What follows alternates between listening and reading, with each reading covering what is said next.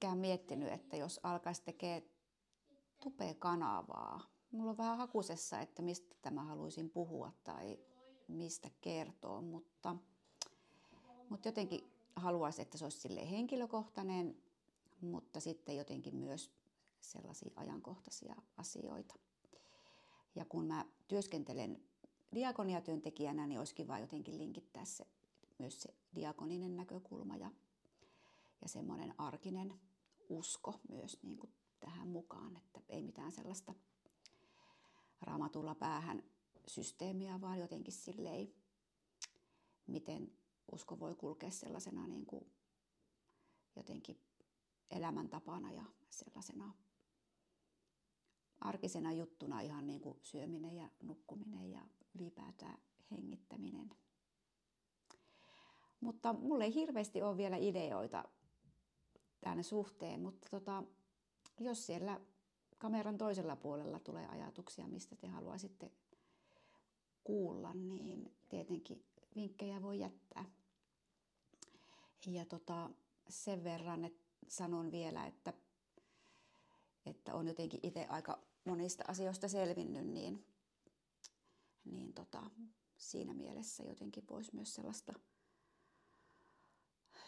rohkaisua jakaa ja sellaista, että ihminen voi aika monestakin asiasta kyllä selvitä, että toki se ei ole aina helppoa ja vaatii työtä, mutta että se on niin kuin mahdollista.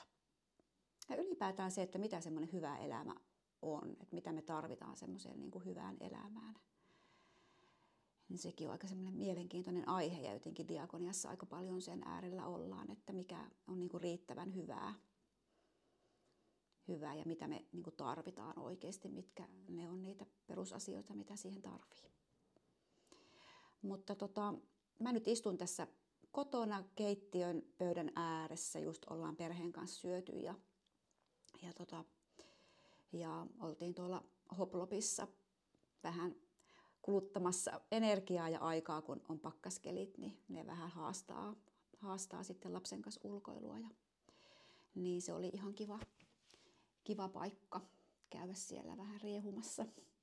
Ja hyvin me vielä vannuksetkin pysytään ton pikkusen perässä.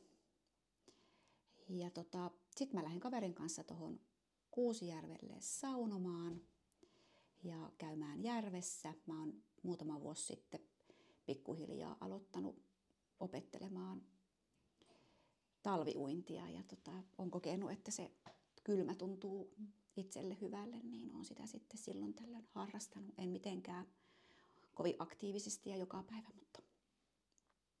mutta silloin tällöin, kun tuntuu hyvälle ja varsinkin jos saa jonkun kaverin mukaan, niin se on kiva. Viime viikolla kävin tyttäreni kanssa ja se oli kanssa oikein mukavaa. Mutta ehkä jossain toisessa pätkässä tai videossa sitten vähän enempi musta itsestäni, mutta niin. Palataan asiaan. Täytyy tätä kehitellä, mihin suuntaan tämä kanava tästä lähtee muotoutumaan. Ja heittäkää ideoita. No niin, nyt mä tulin tänne autoon ja lähden ajelemaan tuohon Kuusijärvelle päin. Se onkin tuossa ihan lähellä. Lähellä ei ole pitkä ajomatka, niin. Sinne siis. Nyt saavun tähän Kuusijärvelle. Tää on siis tämmönen Vantaan suosittu ulkoilupaikka.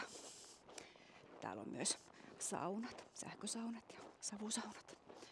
Tää on tosi kiva paikka sekä talvella että kesällä ja pääsee tonne Sipoonkorpeen sitten myöskin vaeltamaan ja nuotiolle, jos haluaa.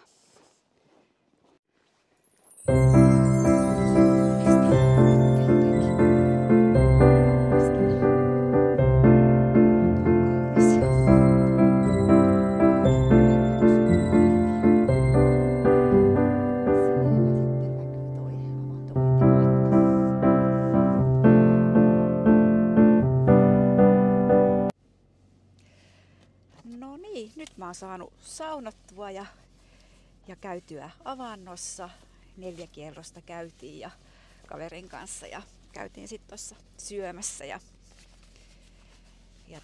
vähän rupottelemassa lisää. Ja nyt mä oon lähdössä takaisin kotiin päin sitten täältä pakkasta on 19 ja viileitä on, mutta ihanaa se on toi sauna ja järvene kyllä niin rentouttaa. Että. Joo, tuli mieleen vielä, että tästä tilistä, että ehkä mä jotenkin kaipaan myös sitä, että mä saan tehdä jotain myös itselleni, että tavallaan niitä asioita, joita pohtii ja puhuu, niin on hyvä sanoa ääneen myös itselleen, eikä vaan niin kuin toisia varten välttämättä pelkästään. Ja joo. Mutta katsotaan, minkälainen tästä mun tilistäni sitten muotoutuu. Mutta nyt mä lähden kotiin perheen luokse ja jatkamaan lauantai-iltaa.